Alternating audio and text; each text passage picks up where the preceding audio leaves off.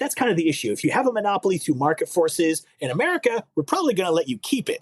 But it's your inevitable use of the money and power that comes with that to then abuse your monopoly is the term that gets them in trouble, even if they're not charging money. And that is the unusual thing with Google is that, it's free, at least at the POS, to use.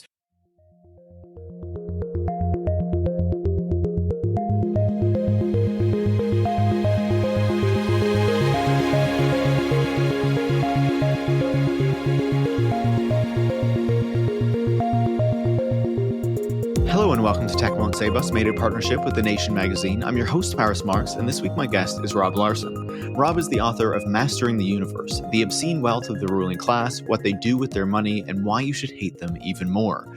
Quite the title. He's also a professor of economics at Tacoma Community College. Given the recent ruling that Google is indeed a monopolist, I thought it was a good opportunity to not just look at that case, but look back at this broader push to have antitrust enforcement against the big tech companies, to try to promote supposedly more competitive markets in the tech sector, and what the impact of this is increasingly looking like as we see more enforcement in the European Union and these cases in the United States continuing to weave their slow way through the courts. As we discuss in this episode, the big hopes of a few years ago when everyone was talking about breaking up the big tech companies seem to be a bit more elusive the further down the track we get with these things. And while there are positive developments to come out of it in terms of restricting some of the worst practices of these major tech companies, it feels like it's a bit too little, a bit too late to actually change the power dynamics of what is actually going on here. And if we actually want to do something about how these tech companies work and the control that these tech platforms have over our lives, it feels like we would need to take a step beyond actually trying to make more competitive markets or changing a few things about how these companies actually operate. But it doesn't seem like that is really on the table.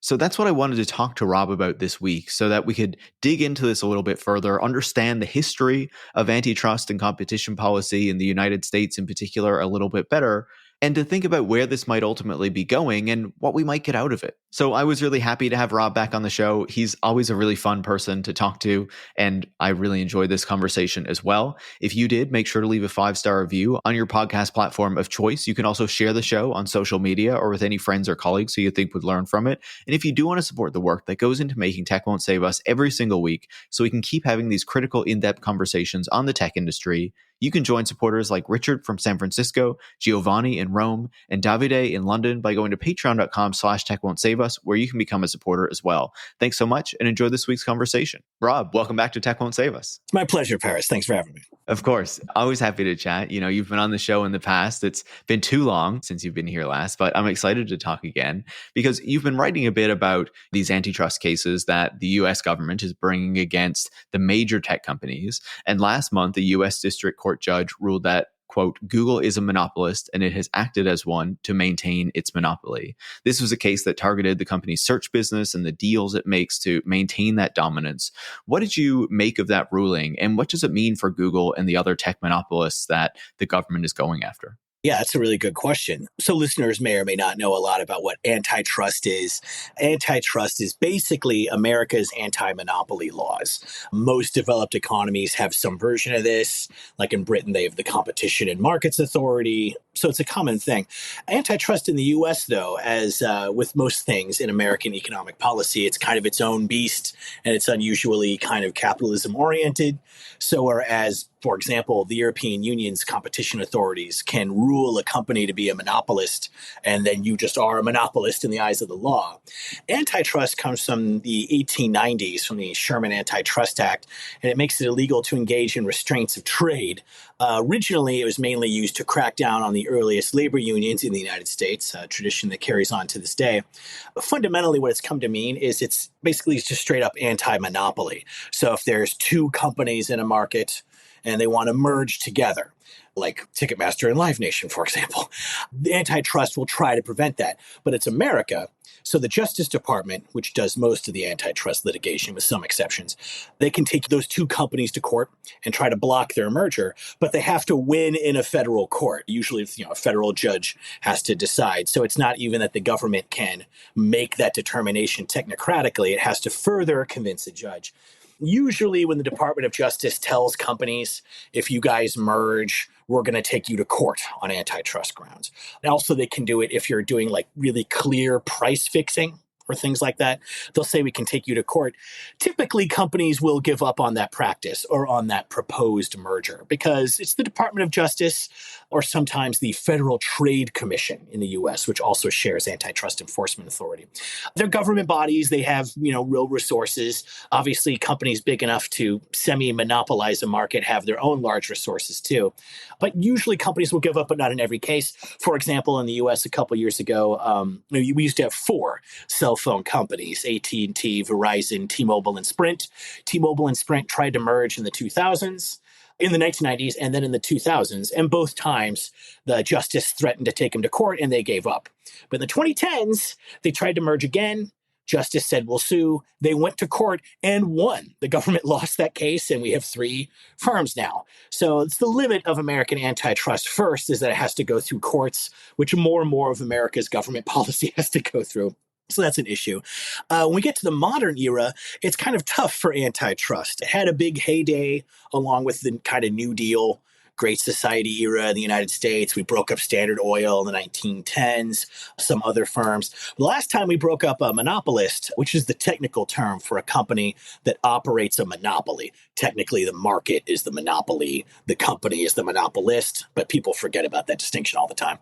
The last time we did one of those was 1982 when we broke up AT&T's telephone monopoly.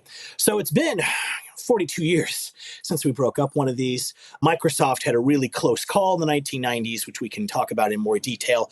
Basically, they too were declared a monopolist by a federal judge. But while their appeal was in effect, the 2000 election took place, which was a contested one, but led to the administration of George W. Bush, and his Justice Department dropped the goal of breaking up the company. So it just got some penalties put to it that didn't do very much. But the issue today with these tech companies is that antitrust got really constrained in the 80s and 90s, along with every other government limit on the power of tech industries or the rich families that own them. And the big thing now comes out of a U of Chicago, big surprise, figure, Robert Bork, who for a while was almost a Supreme Court justice. And the big Chicago school case was, sure, companies monopolize markets. That's not necessarily bad. Like when Rockefeller had his oil and gas monopoly in the United States, he lowered prices for like diesel and lamp oil, which were the big products then, significantly because of the huge economies of scale that brought about, and it grew the market. And when you have the whole market, why not grow it? And so the case was, though, yes, he was powerful, but he lowered prices. Like he helped the consumer by lowering prices when he felt like it. Therefore, the consumers were aided. So these days, with antitrust, it's not enough to show that companies are going to merge and have monopolistic power, or that a company today has that. That is not enough. Companies are allowed to have monopoly position in markets. It's abuse of monopoly, and specifically through higher consumer prices, is the main thing that gets you a favorable antitrust ruling these days. And because so many of today's tech products are technically free at the point of service, such as Google search, going on YouTube, starting an Instagram account, those things don't cost anything. The companies, of course, make their gigantic profitability by showing you ads constantly. If you watch YouTube and you've been noticing the increasing ad breaks and their lengthening run times, that's just reflecting Google using that monopolistic position for online video. So last month's court verdict was pretty significant. We ruled that Google was a monopolist based on its power over online search. And we can get into exactly how it maintained that monopoly, which is what it really got in trouble over, and probably what the remedies will address. We're still waiting on the judge to arrive at those. Microsoft is the preceding case, but it charged for its Windows updates. So it's tougher with Google, and a lot of people think Google is going to have a much more successful appeal based on that no harm to consumers rule. Yeah, we monopolize online search through our sleazy practices, but it's still free. Consumers aren't paying anything, so I kind of expect that they'll romp on this verdict when they get to the appeal stage. Yeah, that gives us a really good insight into the history of how antitrust is played out in the United States itself. I believe antitrust as a term is something that is specifically in the American context. Outside of the US, we'd usually just call it competition policy and things like that, right? Anti-monopoly laws.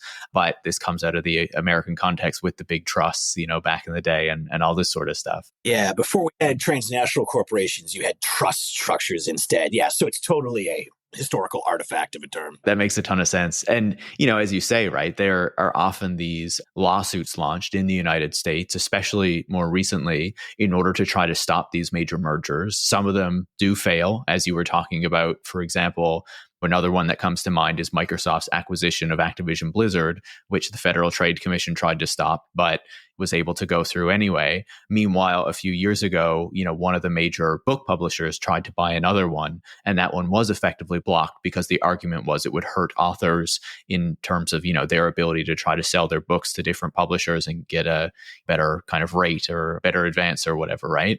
So you see these very clear distinctions. But I guess, going back to this Google case that we're talking about, the one that is really significant because, as you say, a tech company has finally been declared a monopolist for the first time since Microsoft in the late 1990s. What is it that really made the judge say, okay, Google is clearly a monopolist here? And what does that mean for potentially the other antitrust cases that are going to come after it? Yeah, okay, so that's a really good point. So the key thing that got it in trouble, Google, in this case was its efforts to maintain or defend, or you could say entrench its existing monopoly.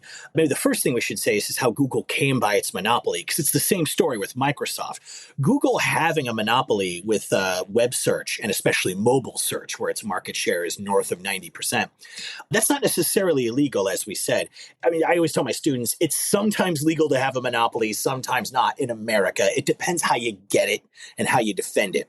So the big thing that led to Google Search's success is the same thing that led Microsoft's stupid Windows operating system to run almost every computer on Earth for about 30 years. It's through network effects. And this is what I wrote my last book about, bit tyrants, that we've talked about in the past. Markets vary. Some markets have unique characteristics that others don't. So if I buy a pair of Reeboks and then you buy a pair, they're just unrelated purchases. However, if I start an Instagram account and you're already on Instagram, it makes your account slightly more valuable because now there's one more person who might view your posts or give you hearts or whatever. So the growth of markets, if they're distributed through networks, has this effect of basically entrenching incumbents. So Microsoft got the big break because its operating system, Windows, got used on the first IBM PCs and all the hardware clones that succeeded them in the 80s and 90s when computing, personal computing, computers that didn't take up a whole room like ENIAC.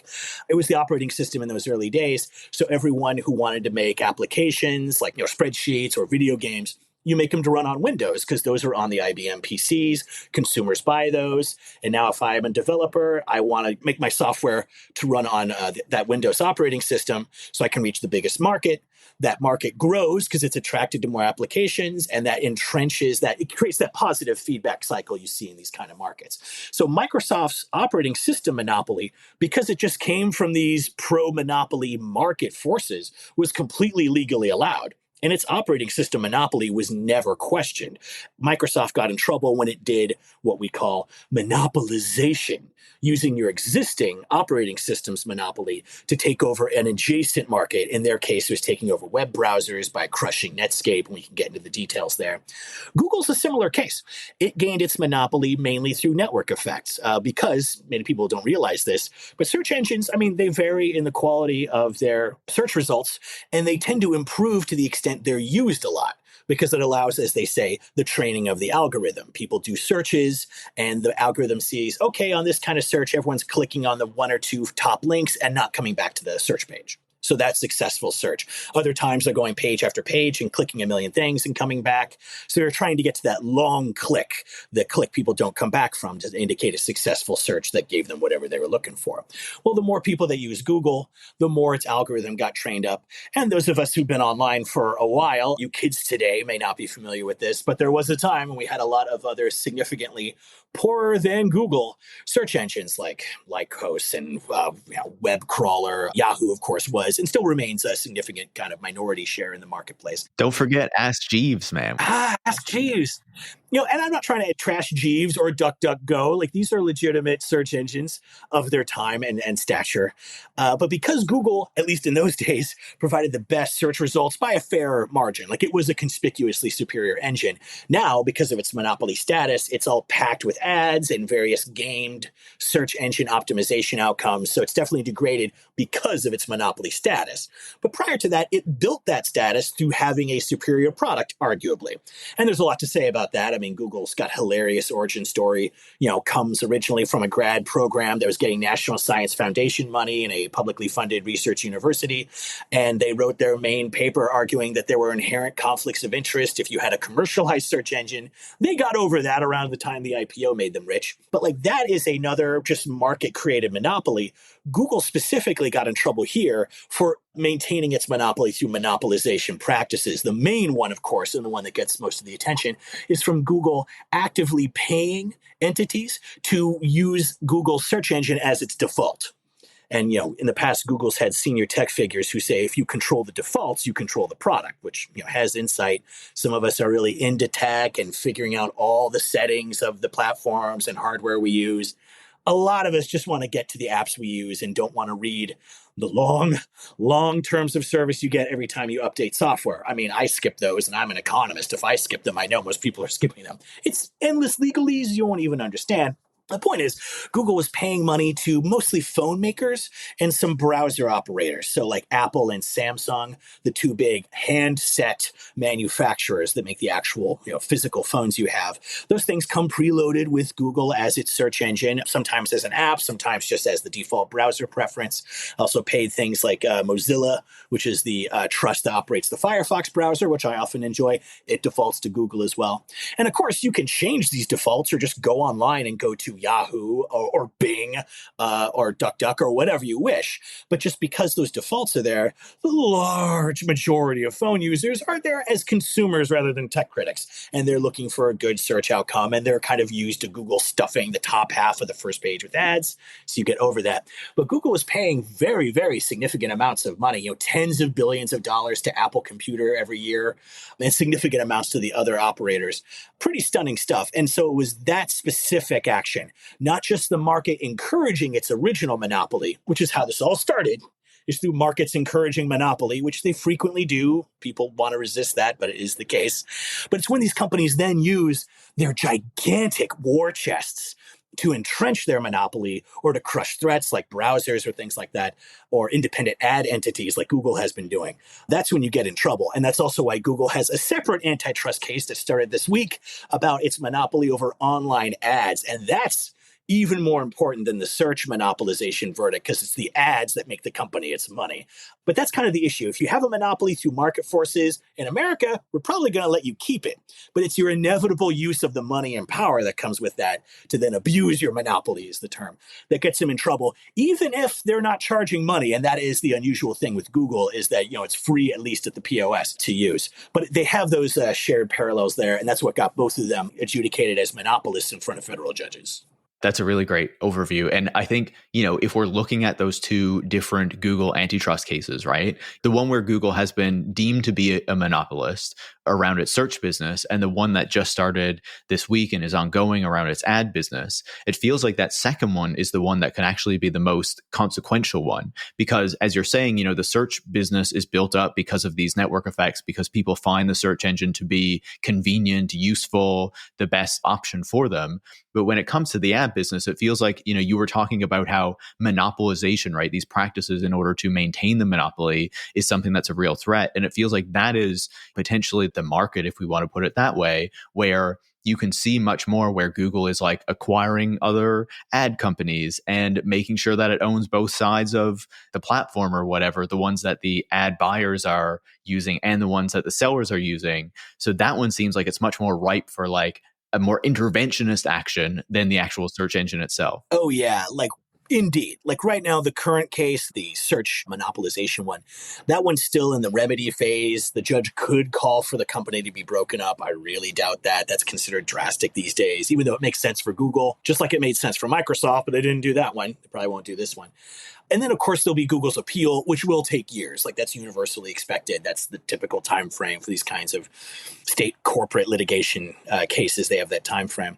But the ad case, that's just starting. I mean, they're just going to get fried because Google's appeal will be, okay, we paid to make our browser the default, but no one's paying anything. And under our wimpy, modern, very market favorable University of Chicago antitrust standards, yes, we did monopolization, but no one's paying. So there's no real harm. So there's no standing for the DOJ. We want this overturned. And they could do it just because of that outrageous doctrine that if you're not charging people more dollars and cents, your monopoly is acceptable. They could get away with that. The advertising thing is absolutely leading to higher prices, and specifically not for us. I mean, perhaps some of the listeners have a business and you advertise through Google's systems. That's fine.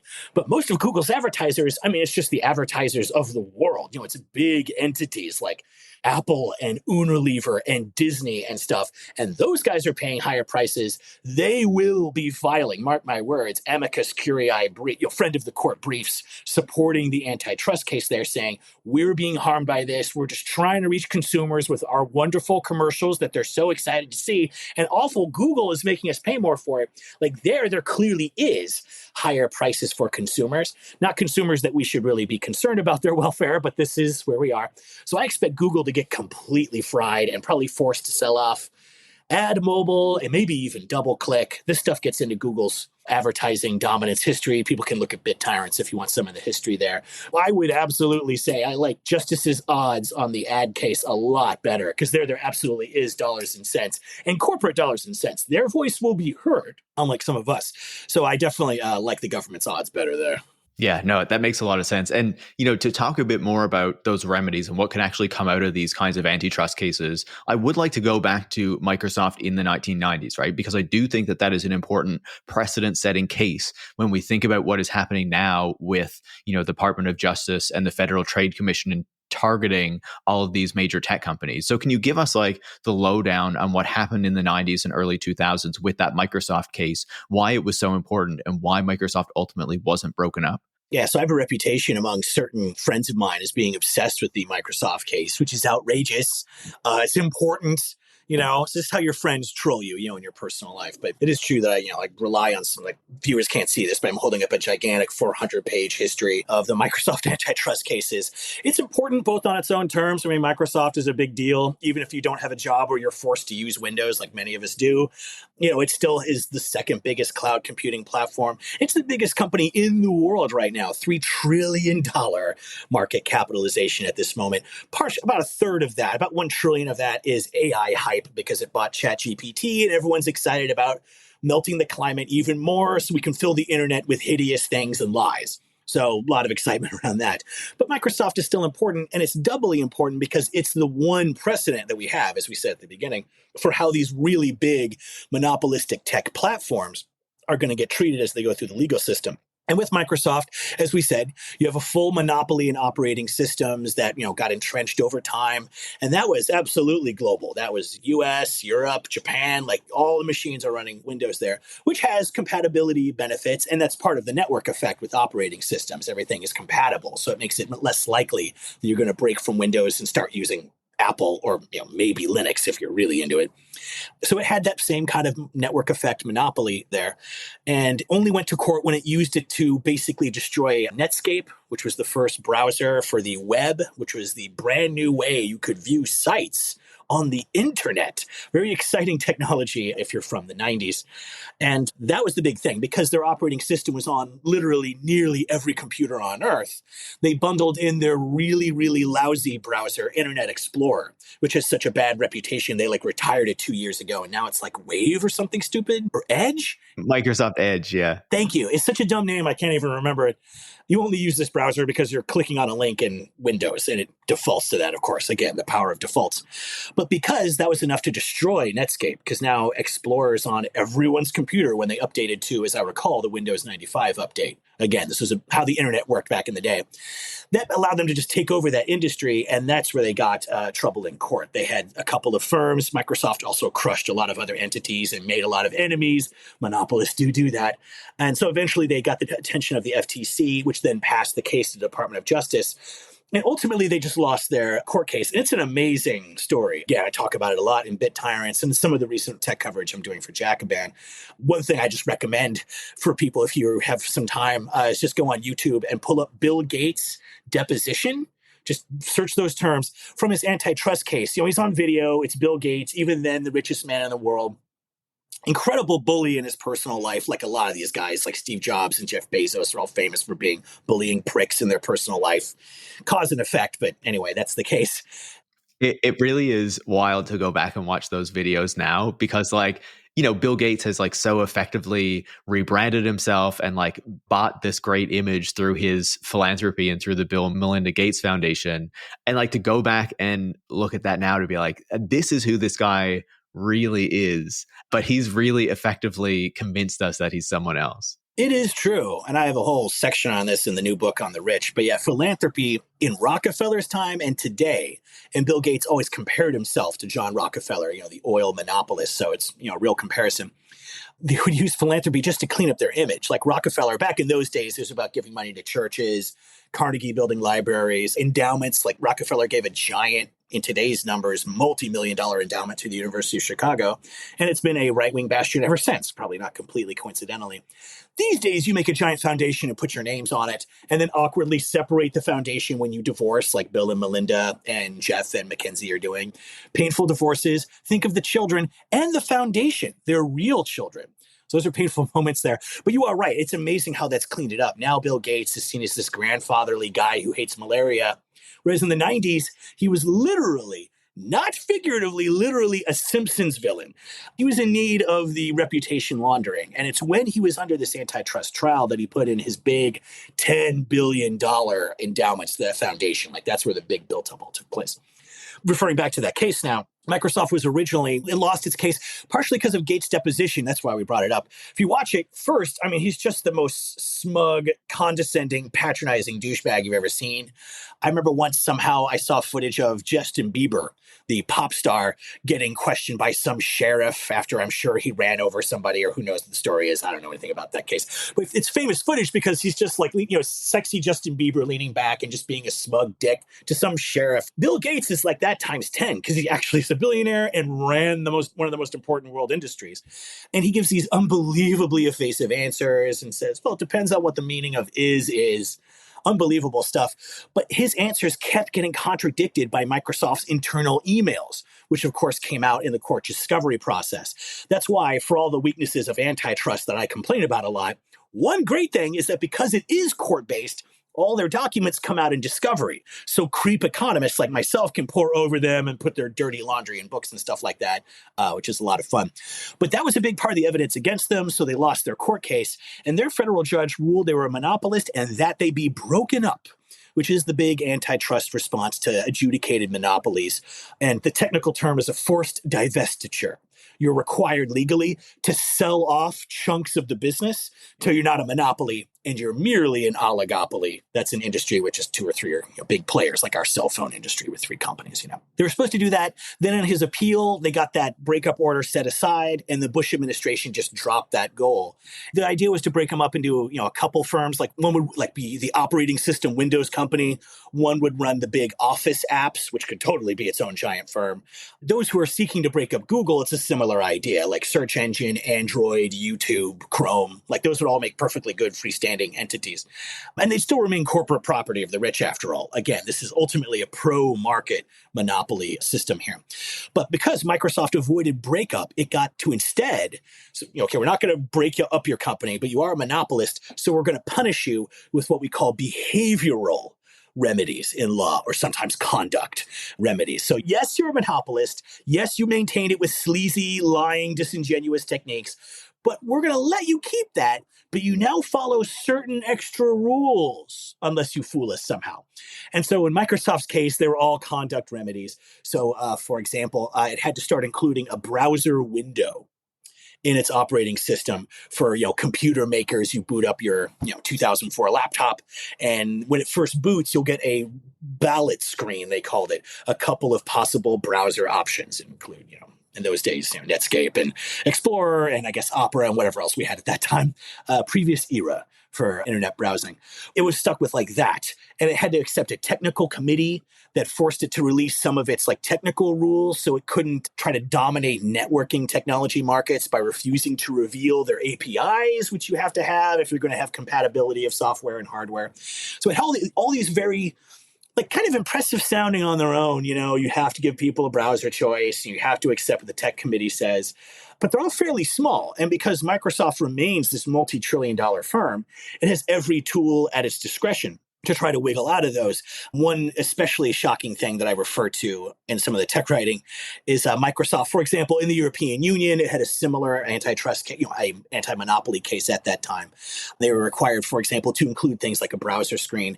But at some point, they released a new version of Windows that just didn't include the browser screen. No one noticed for, I believe it was 9 months, like a very long time. They're just like very, very wimpy requirements. None of them prevented Microsoft from totally taking over web browsing for some years with its rotten Explorer browser. The people that created Netscape rolled most of its code over to the Firefox browser. So if you're using Firefox, like I am right now, you're using the legacy of Netscape. So its soul lives on. But that's something that the authors of this large book I'm looking at here of Antitrust reference, they make the point. Antitrust has many abilities, but it cannot raise the dead. And because these court cases go on for years, even for the initial verdict, let alone all the appeals, by the time those things come through, whatever prey the monopolist was eating that started all this, they've been digested long ago. So it had pretty limited effects. Microsoft, as I recall, its original consent decree went for, I believe it was 5 years, but because it dragged its feet so much on implementation, they ended up renewing the consent decree for several more years, but it expired. And then after, I believe it was 12 years, Microsoft's just free of all these obligations. And yes, you're a monopoly, and they maintain, by now you have Chrome OS. Chromebooks are widespread, especially in like primary ed and stuff like that. And Apple has a bigger market share than it did in the 90s when it almost went bankrupt. So now Microsoft's operating system monopoly through Windows is what we would call a sectional monopoly. In certain sectors of computing, it still has the OS monopoly. Like I work for the public sector, so all of our work computers still run on Windows. But you may have, a Chrome OS or something. And so much computing now is mobile through Android and Apple's iOS, those mobile operating systems. That's eaten into the power of Microsoft's operating system monopoly quite a bit, but they never got taken out of that position, so they can also use their old monopoly profits, even as their classic monopoly declines in market share with the growth of mobile. They can roll that money into other things like becoming the second biggest player in cloud computing with their Azure platform, and of course, then buying up the upstarts for whatever the next new flash in the pan in the market is, which of course is AI. So I imagine something similar will happen to Google. You never know. So much power is in the hands of our judges in the United States that these little robed tyrants, you never know what they're going to decide will happen to us. Maybe you can have an abortion. Maybe you can keep your monopoly. Somebody in a quiet office alone with no public input will decide. It's an amazing thing. So we'll find out, but I expect something similar will happen to Google. I'm sure it will be required to end its outright purchasing of default status and certainly have its ad monopoly at least partially broken up. Time will tell, of course.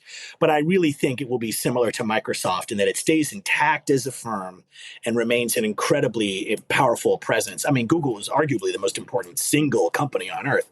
So we'll all watch, but I expect something similar to the fate of Microsoft, which is to continue ruling over us for decades to come. I'm much the same, right? Like when you think about the possible impacts of the remedies of this Google case, you think, okay, so maybe they add a choice screen, right? Or some way in the Apple browser or in Android or whatever, where you can choose your search engine as a default. But like the vast majority of people are still going to choose Google as the default, even if they're presented with the option to do so. Yeah, that's an important point too, because the whole goal here is maybe we'll get a remedy, where people get to choose their search engine just like they get to choose their browsers under Microsoft's consent decree. But there it just gets down to, okay, we finally got you. We moved heaven and earth to get you to include this browser screen. But now it just comes down to an American or Canadian or European consumer who, God bless them, are not necessarily high news consumers. You're like, what is this? It just becomes an annoying screen you have to get through on the course of setting up your new laptop or something. And you're like, okay, different browser. Okay, well, Google, I don't know, Bing. Okay, I've heard of Google. And you click Google. or maybe Yahoo. It's like it does just then come down to pure name recognition, except, of course, for like the small number of people who are into tech or politics or economics. But that is a minority section of the marketplace for sure.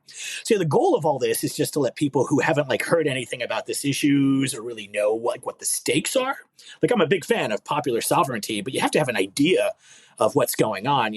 My state, we have mail-in balloting, and you also get a voter guide where it's just what the issues are, what the candidates are, what their positions are. If there's a referendum, you get a little one-page argument for both sides. Like that's, an informed electorate, at least a little bit. With this, it's the opposite of that. It's here's a ballot for something you never thought about voting of before. Isn't that annoying? Click on the first name you've heard of is what it comes down to. And again, there may be other stuff. Again, Google will probably have a much more punishing ad industry verdict because they're way more nakedly guilty and actually inflicting harm, money damages on some parties. So we'll see what this judge decides once the Lord is done speaking to him and giving him his mandate from God. We'll see what a American judge has decided on for us. Yeah, no, exactly. Right. Like, and especially when you talk about like that small section of people who are really into this stuff, maybe choosing something different. Like, I feel like a lot of these potential remedies come down to that, right? Okay, these purchase agreements, these default agreements with Apple and Samsung and Mozilla and whoever else might go away. Okay, but they're Google is probably still going to be the default regardless of whether they're giving them money. And then the other piece is like one of the like potential things I've heard is like maybe Google will have to make some of its search algorithms or something like that, like available, in like a non-commercial sort of way or in a fair licensing agreement so that other search engines can build their own based on Google's like better search algorithms. And it's like, even then though, okay, there will be like maybe 5% of the population that's paying attention to that and is actually interested in trying different search engines. But like so many people still use Facebook, like the vast majority of people are still going to be using Google because that's what they recognize. That's what they're used to doing. And like, I don't think it's unreasonable to be like, annoyed at average people for not seeking out those like alternatives just because they might potentially exist. Yeah, when are they ever educated about any of this stuff? It's only on the news when these guys get in trouble. And then like all the background, there's no room for that on a newscast between two ads and a story about a local murder or whatever's on the news.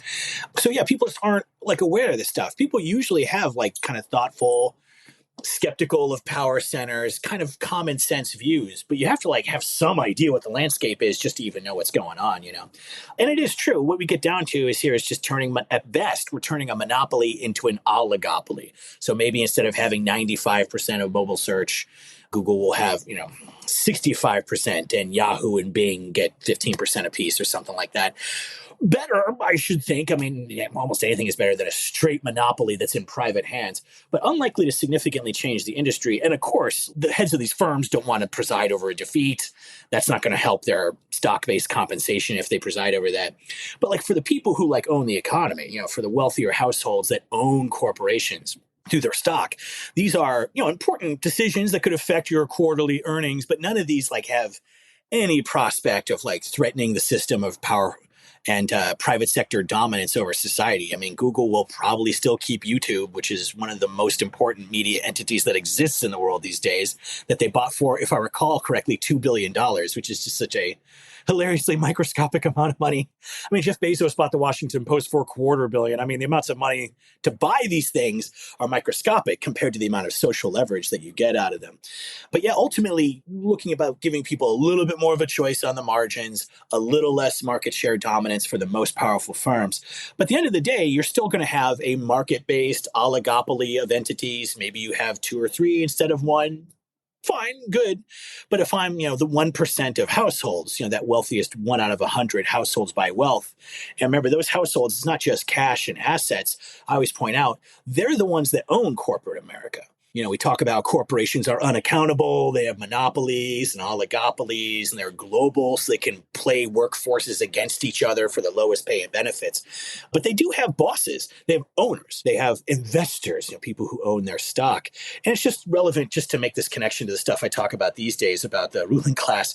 I just like to point this out. There's not a huge amount of research on stock ownership by households and their wealth. The main research is from the economist Edward Wolff, who wrote a bunch of papers for the National Bureau of Economic Research. But just going with his numbers, because it's what we've got, 2016, he found The wealthiest 1% of households owned 40% of all corporate stock, and the richest 10% of households owned 84% of all corporate equity, of all corporate stock. Just a tremendous level of concentration. And sure, if you're like a middle-class person like me who's got a professorship, I have a little retirement plan through my employer that I'm lucky to have for all of its stinginess. And, so I have a mutual fund. It's a retirement thing. So it's, a fund that owns corporate stock. So it's shares of companies. This is what finance is, of course. So if you're like middle class, you might have a few shares, no doubt, in your retirement account. That exists. But that's less than 50% of households have even that. And again, it's tiny, tiny crumbs out of a giant corporate economy that mainly belongs to the rich. If one of your main investments is Google, and let's say it gets a negative outcome, it actually gets broken up. Unlikely, but you never know these days. So much discretion on the part of the judiciary. We'll all be surprised together. If that happens, that could be a blow for your main stock. But when they split these things up, you get issued shares in the successor companies. So at the end of the day, you started with Google shares, and now you have shares in YouTube, Google, and Android and Chrome of similar amounts. I don't want to say it's a wash because those firms will then perform. And you can make a case that the combined firm has more value than the individual pieces. That's often something we observe after corporate breakups. Historically, we don't do them much these days. People have an idea that there's a lot of populism in antitrust. We're going after these companies. We're going to break them into two. That's not that revolutionary. It's what we did with Exxon. It's what happened with AT&T. Maybe it'll happen with these guys. But again, I would be more likely to expect a Microsoft outcome. Yeah, no. And, even when you talk about, say, even the top 10% or something owning 84%, it's the people who own a bit of stocks in their mutual funds or their retirement plan or whatever, that money is being managed by, people far above them. They're not making real decisions in how these companies are running. That's the Blackstones and the Vanguards and those sorts of level. It's not actually having much impact. It's still this very small number of people near the top who are having any amount of impact on how any of these companies are really running. But I wanted to ask you about how you were saying there about this, real push for antitrust and competition policy that we've seen over the past number of years, that push has ultimately resulted in this growing critique of these major tech companies, but also, the verdict that we had with Google last month, which, as you say, is not final yet. We don't know the remedies. There's still an appeal to go through, all this sort of stuff, but has got us to this stage where that has happened, where the European Union has taken a number of more aggressive steps against some of these tech companies, and where, there are now cases in the United States against Apple and Amazon and Facebook as well that are targeting certain aspects of their businesses to try to affect them. And I guess my question would be, when we think about this broader push based on what you've been talking about, what is the real likely outcome that we're going to get from all of this? When we think about how, there was a lot of popular pressure around this idea of breaking up the big tech companies and using antitrust against them, it feels like there was a lot of excitement about that. It feels like there was a lot of public support for this idea that we need to challenge the power of these big tech companies. But based on what you're saying about how antitrust law works in the United States and the likely remedies that we might get from some of these things, it kind of feels like maybe we put a bit too much hope in antitrust and competition policy as being the solution to these very significant problems that come from the tech industry. Yeah, I think that's a pretty strong case to be made. And I mean, again, to really see the limits, you should go to where the process is stronger, which, as you said, would be the European Union. Their competition authority is a lot more serious. It does help, I think, that most of the tech majors are based in the United States, not Western Europe. We're the ones whose military built up the internet on the side because they had so much money. So we get to have the first crack at monopolizing all these tech spaces, and we did. So that plays a role. But the European Union's been impressively more active on this subject. And yeah, we have now fairly large antitrust litigations happening against most of the big tech platforms. The FTC and the Department of Justice kind of split up the big four. Since Microsoft's already been through this, it's the other one of the big five. We put them to the side. So it is true, Apple is being investigated mainly because of how it runs its app store and its outrageous 30% commission on in-app sales, which it has done a tiny amount to attenuate if your app doesn't sell very many. We waive the commission on the first amount of sales, grudgingly allowing apps to refer to outside of App Store ways of subscribing, which cuts Apple out of its commission. But even there, Apple is like going down to the level of policing like the words that can be used to refer to it. The European Union's gone after them far more aggressively than the district courts have so far, with Apple's litigation mainly against Epic Games, the Fortnite manufacturer. And the same is true for the other platforms. Like Amazon's mainly in trouble for how it treats its third-party marketplace, which is the basis of its own network power, its own network effects. Attracting more consumers through its main business brings in more independent sellers, and then you get that positive reinforcement there too. With Facebook, or Meta, it's mostly about its purchase of all of its rivals like Instagram. These are all purchases that could have been stopped at the time in the 90s and 2000s, but everyone then was too excited about tech applications and phones to do anything about it back then. And now it's, well, maybe we can unwind that transaction they did 15 years ago. But the European Union has been a lot more aggressive on all of these. They're really going after Apple's and Amazon's control of their own like shopping marketplace platforms through their app stores and through their third-party sellers. But even there, no one anticipates more than, they're not really in a position to break up the firms in Europe. Like, that is technically possible, but you don't really see that remedy being sought in the European cases because the firms aren't headquartered in the EU. It's unclear what it would mean and if their jurisdiction really can even cover that. So the firms are safer here in America. But going after also like their tax shelters, the specific way like Amazon funnels all of its earnings through Ireland and Luxembourg, just incredibly, on the face of it, implausible ways of avoiding your tax burden. We'd like to keep using all your public services and shipping Amazon goods and Apple phones on the roads, but we'd like to not pay for them. We'd like you grubby peasants to pay for them. Well, we don't. We just get the benefits. So we'll see. But in the European Union, no one expects these firms to actually be brought under certainly not under any kind of popular sovereignty. And that's one reason in the book that I talk more about expropriation as a way of really dealing with this issue rather than just antitrust, which, I'm in favor of keeping antitrust because it's what we have at the moment. But just in every way, it's only really usable if there's a price exploitation involved. It doesn't take us any further than breaking it down to a couple of giant firms. And again, those firms stay the wealthiest property. So as long as we're just talking about antitrust or the European, more aggressive and better competition policing, this still leaves us with a market landscape with large tech firms that dominate really important services. So I would definitely agree we need to look past that to at least slightly more radical options if we want to make any real change. Yeah, I think it makes a ton of sense, right? And like you say, I'm not opposed to antitrust or competition policy because that is what we have, right? What we can get out of it is something that we should take and that we should take advantage of. But it feels like, okay, we're going to run these cases against Google, but Google is still going to have its search monopoly. It just might not be able to do as many dominant practices as a result of it, or Apple is still going to have its app store. And while some companies like Epic and Microsoft and Spotify or whatever might be able to get away from paying the 30% or pay a lower amount or put their own app stores on the phone or whatever, the vast majority of consumers are still going to be using that default app store because that is the way it's set up and that's what's easy to use.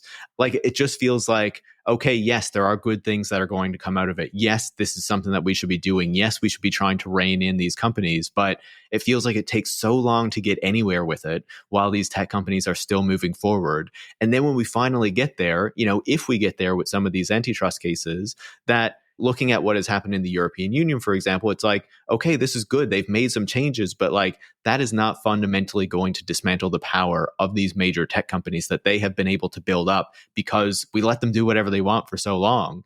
I don't know. It just feels a bit frustrating. It really is frustrating because, too little, too late is the definition of antitrust and competition law. We let the bad thing happen and then we put some wimpy limits on you or maybe try to break it back up when it would have been much easier just to prevent it from being done in the first place. And technically, antitrust is empowered to do that, to block these mergers. But because of how power and hype work in the private sector, no one stopped Google from buying the big ad operators, especially DoubleClick. The FTC did actually go after Google on these ad monopolization grounds in the 2010s. I forget the exact years, in the Obama years. And the FTC just let them off completely. They did an investigation, and it is expected under political influence from the Obama administration, Google's I don't know if he was still the CEO, he might have been the former CEO then, but the billionaire Eric Schmidt was a big figure in the Obama administration and the Clinton campaign. And it's widely thought that that played a role in the FTC dropping that case. So pretty wimpy answers here, and it is frustrating. And this is one reason why a lot of us say expropriation is like the real thing. And that's certainly a more radical remedy. But expropriation, of course, just refers to taking property away from someone through some legal process. That's expropriation. And that's the kind of thing that would be like a more, like, as it were, like left-wing or socialist policy there, which is, okay, maybe there's one of you, maybe there's three. Why are you people in charge of some big important industry? Like, why do the three of you get to decide what will be prioritized on search results or what posts will be favored on social media feeds? Why are there only two of you that decide how much oil will be produced at our oil refineries in our country? Why do you run the data centers? Why does Bill Gates get to be the largest private landowner in the United States with more land than the state of Connecticut? Because we have capitalism, we have private ownership, not just of your personal property, like your personal home and your clothes or your car or something, what we call your personal or sometimes your petty property. We're talking about like the productive capital that produces the goods of our society, the big factories and data centers, and plastics plants, things that make the modern world. That stuff is private property. It's corporate property, so it belongs to that same class of shareholders we mentioned before. Why the hell do they get to A, own it and make all the money from it, and B, almost as importantly, just decide what will happen? Because they are the ones who, as I said, decide like what investment will occur, like what will build up for tomorrow's economy and what it will look like. So when I talk about the ruling class, I always say it's that those segments of wealthy households that staff the senior levels of government and that run the executive echelons of the corporate world and own their stock. I mean, those are the ones who make the political and investment decisions about what tomorrow will look like. And if you look at it, it's just a bunch of remote ruling class bastards. Like, there's just no rationalization for their power at all. Like when Melinda French Gates, who divorced Bill Gates a while ago, as we mentioned, she said, it's like so arbitrary and strange that I have so much money. It's a paraphrase, but she made words to that effect. It's like, oh, that's very well put, Melinda. Yeah, like it is weird and arbitrary that you are in charge. So expropriation ends that. Expropriation, you take that property away in some form. And there's a lot of ways you can think about it. I'm an American, so we like it's North America. We like experimental approaches to things. You try a few options out. So I think nationalizing of industries that are causing real disasters for us would be like a great place to start. I mean, the big ones there would be tech and energy, because our energy system is really on track to ruining the inhabitability of the biospheric systems that we all rely on every day to keep us alive and to give us fresh air and water. You can mess those up. We economists love to brag about capitalism and its exponential growth. It grows faster every year than last year. Works great as long as you don't have any finite aspect to any of your resources. Oh, they're all finite. Oh, dear. So we get in a lot of trouble there. Like nationalizing the energy industry would be a great place to start.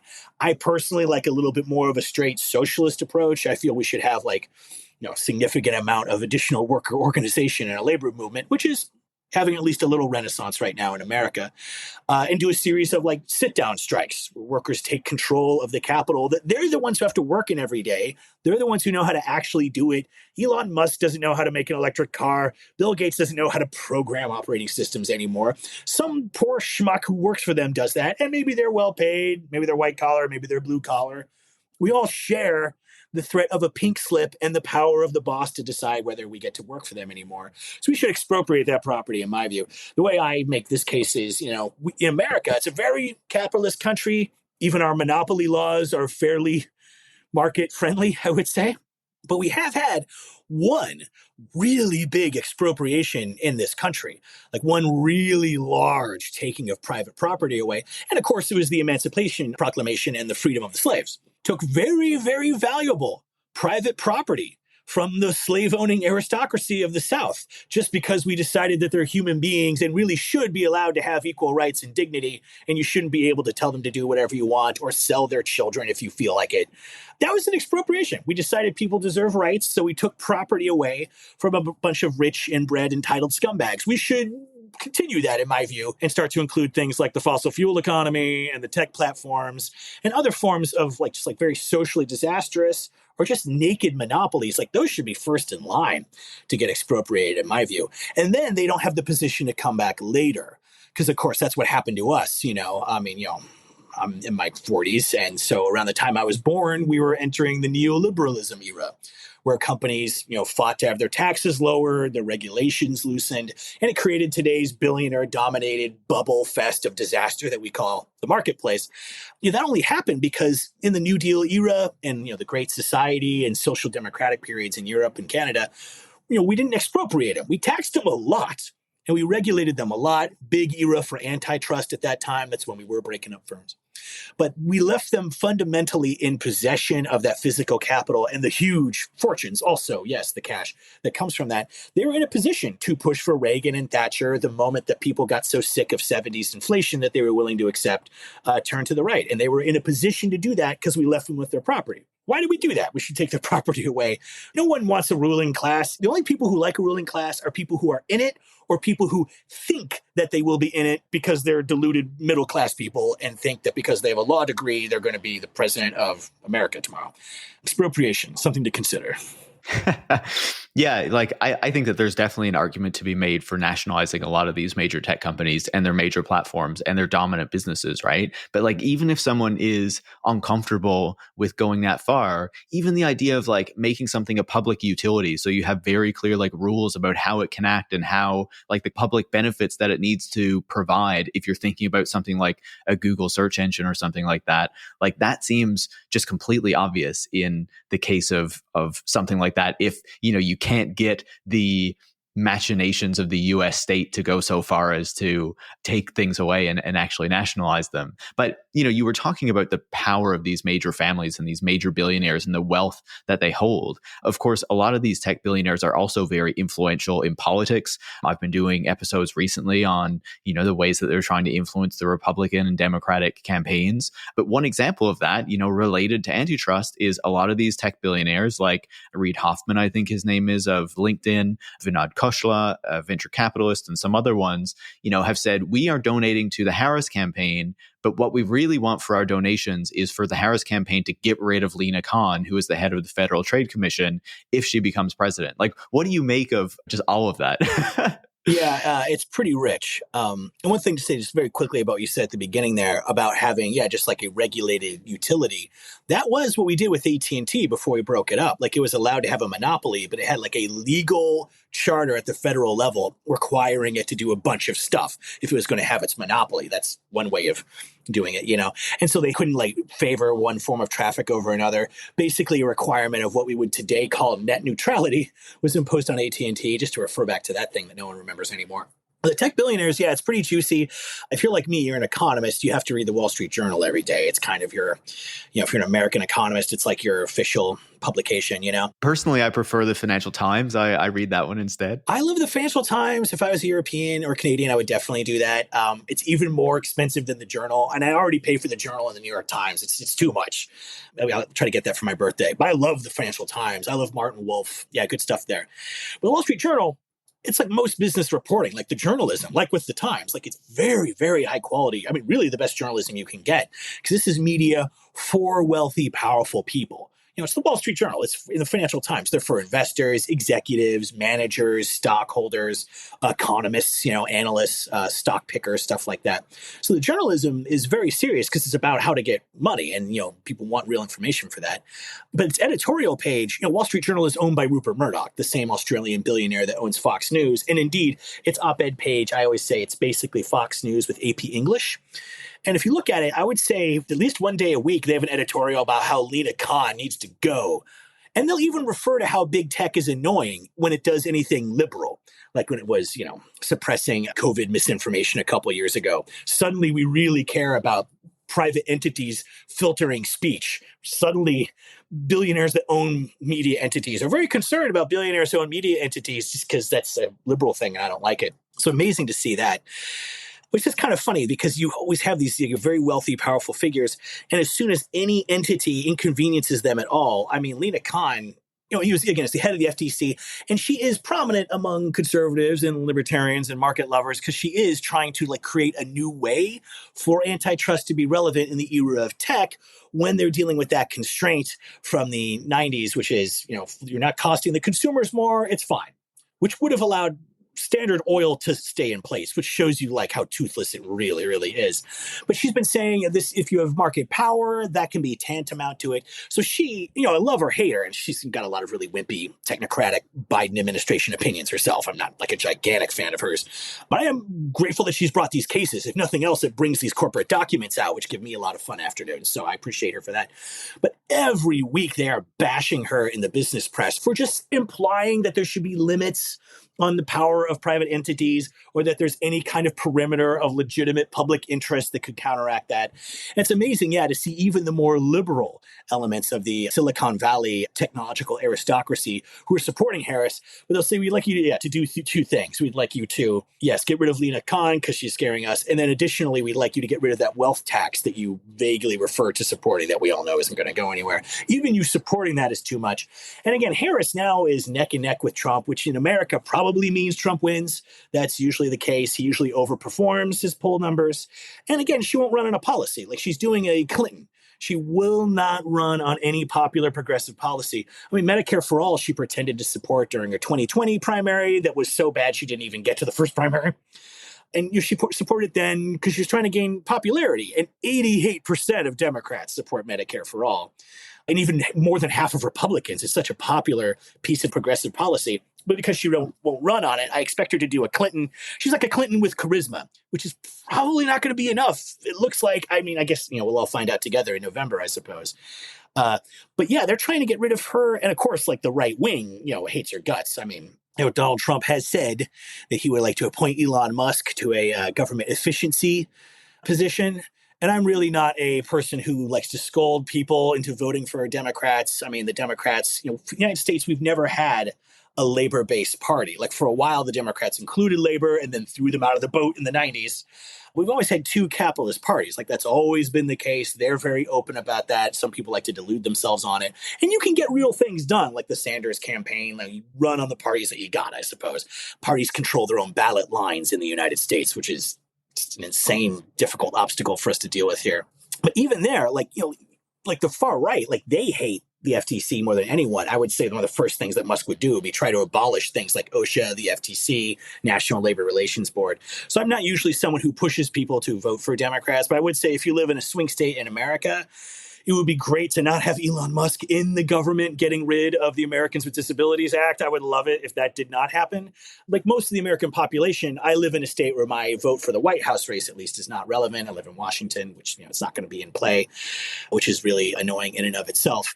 But just watching even the left wing of tech, like, we would like to get rid of the one person who's trying to put any wimpy antitrust leashes on our behavior. It really shows, like, for all their like liberal affectations in big tech, your corporations love like the identity aspects of liberalism. They like the feel-good aspects of diversity and inclusion, and those are positive changes that should have been made like 150 years ago. So I'm not trying to say like I'm anti-DEI, but as soon as it's anything involving material interests, your money, your company, its position in the marketplace, then it's, I like the one critic that exists to be fired. Here's $1 million. Will you fire her, please? A little of that goes a long way. So, I don't know. I worry about Ms. Khan. She might be too good for American government, I fear. Yeah, it's a bit grim, right? As you say, she's not the most perfect person in the world, but she's probably the absolute best that you're ever going to get in a position like that. So defend her to let her, keep taking on these tech companies and driving the VCs mad. Rob, it's great to talk to you. Great to get your insights on all this antitrust stuff and everything else. Thanks so much for taking the time. Sure, my pleasure, man. See you next time. Rob Larson is the author of Mastering the Universe, The Obscene Wealth of the Ruling Class, What They Do with Their Money, and Why You Should Hate Them Even More. Tech Won't Save Us is made in partnership with The Nation magazine and is hosted by me, Paris Marx. Production is by Eric Wickham and transcripts are by Brigitte Pawliw-Fry. Tech Won't Save Us relies on the support of listeners like you to keep providing critical perspectives on the tech industry. You can join hundreds of other supporters by going to patreon.com/techwon'tsaveus and making a pledge of your own. Thanks for listening, and make sure to come back next week.